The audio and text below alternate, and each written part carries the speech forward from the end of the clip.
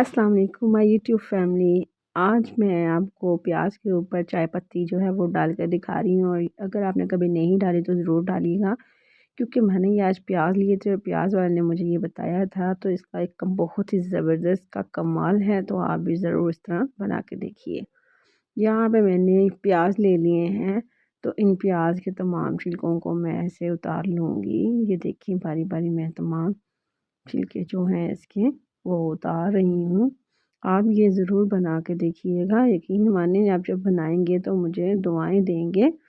तो इस तरह मैं सारे प्याज के छिलके उतार कर इसको रफ सा काट लूँगी। मोटा काट लें, बारीक काट लें, ये आपकी मर्ज़ी है। खैर मैं इतना नीट नहीं काटूँगी, इसको रफली ही काट लूँगी।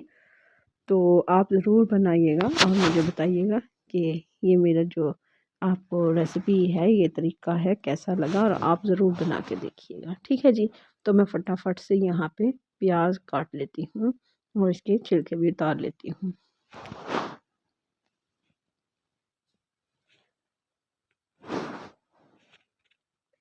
अगर आपको मेरी रेसिपी और वीडियो अच्छी लगती हो तो प्लीज़ मेरे चैनल को ज़रूर सब्सक्राइब कर दीजिएगा और मेरी वीडियो को ज़रूर लाइक कीजिएगा और कमेंट्स में बताइएगा कैसी आपको मेरी ये वीडियो लगती हैं, क्योंकि मैं बहुत देर से वीडियो बनाती हूँ। वीडियो बनाने के लिए मुझे बहुत कम टाइम मिलता है, बहुत सर्दी है ये हमारे यहाँ, और बच्चे भी जो हैं वो साथ तंग करते हैं इसलिए। तो यहाँ पे मैंने फ्राई पैन में वो जो छिलके उतारे थे वो छिलके भी इसमें डाल दिए हैं, और साथ में मैंने वो जो प्याज काटे थे वो भी इसमें डाल दिए हैं। तो यहाँ पे मैंने ना तकरीबन 1 गिलास जो है वो पानी लिया है, वो डाल दिया है। और यहाँ पे मैं साथ में करी पत्ता जो है वो ले रही हूँ। तो हमने तो ये करी पत्ते जो हैं अपने इधर लगाए हुए हैं। अगर आपको ना घर में मिले तो आप पंसार की दुकान से ले आए। मैंने 10 से 12 पत्ते जो हैं वो डाल दिए हैं। साथ में मैंने ये जो चाय पत्ती है जिससे हम चाय बनाते हैं, लिप्टन डिपाल जो भी हो आपके पास, आप वही इसमें डाल दीजिए और फिर इसका कमाल देखिए। तो वीडियो को पूरा ज़रूर देखा करें, वीडियो को स्किप ना किया करें, इससे फिर आपको फ़ायदा नहीं होगा। तो यहाँ पे मैंने 4 चम्मच 3 से 4 चम्मच भर के जो हैं वो पत्ती के डालनी है। पत्ती वही है जिससे हम चाय बनाते हैं, और इसको मैं मिक्स कर लूँगी। तो आप भी इस तरह ज़रूर बना के देखिएगा और मुझे दुआएं ज़रूर दीजिएगा, क्योंकि आपको आज मैं बहुत ही अच्छी ये रेमेडी और रेसिपी जो भी आप इसको कह लें, बड़ी ज़बरदस्त सी चीज़ है। तो आप ये सर्दियों में ज़रूर बनाएं। तो यहाँ पे मैंने हल्की आंच पर इसको रख दिया है और इसमें हल्का हल्का सा साथ में चम्मच चलाती जा रही हूँ। तो आप भी ज़रूर ट्राई कीजिएगा,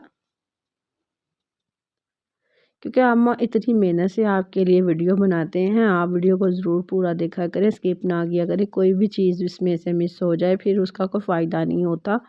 तो यहाँ पे देखिए हल्के हल्के से बबल बनना आ गए हैं, यानी कि इसमें अच्छे से उबाल आ रहा है। तो सेम आपने इस तरह रेसिपी को बनाना है। अगर आपने ज़रा भी फॉलो ना किया तो वो फ़ायदा नहीं होगा। ठीक है जी। तो यहाँ पे ये देख लें, मैंने हल्का हल्का सा चम्मच चलाया है, हल्की सी आंच नीचे रखी है, और हमने अच्छा सा इसका एक जो कलर है, जैसे हम चाय बनाते हैं और कावे को पकाते हैं वैसे हमने पकाना है, और इसका अच्छा सा एक कलर निकाल लेना है। प्याज भी हमारे हल्के हल्के से इसमें जो है वो सॉफ्ट हो गए हैं।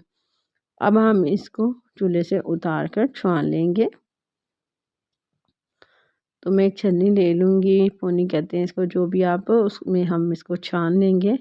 तो जो इसका वो कावा है, जो चीज़ तैयार हुई है, वो देखिए,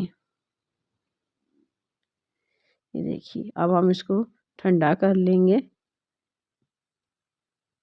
इतना अच्छा सा ये देख लें इसका कलर आ चुका है, और इसको अब हम ठंडा कर लेंगे। जब ये ठंडा हो जाएगा तो हम एक कॉटन लेंगे, रुई जो होती है ना, वो उसकी मदद से ये देखिए हम इसको लगाएंगे अपने बालों के ऊपर। तो यहाँ पे मैं इस तरह रुई को जो है हल्का हल्का भिगो कर एक मांग निकाल लूँगी सर की, और इस को जो है वो मैं अपने मांग में लगाऊंगी। मांग जैसे हमने जड़ों में कोशिश करनी है इसको ज़्यादा लगाने की ना, जड़ों में, इसी तरह हम मांग के निकालते जाएंगे और तमाम सर में ऐसे हम लगा लेंगे। तो ये देखिए इससे जो बाल हैं वो कितने घने हो गए हैं, اور یہ آپ ایک ہفتہ جو ہے، ایک ویک جو ہے وہ ضرور اس طرح ٹرائی کریں، اور پھر دیکھیے گا اپنے بال کیسے چمکیں گے، کیسے لانگ ہوں گے اور اس کے گھنے ہوں گے۔ اللہ حافظ۔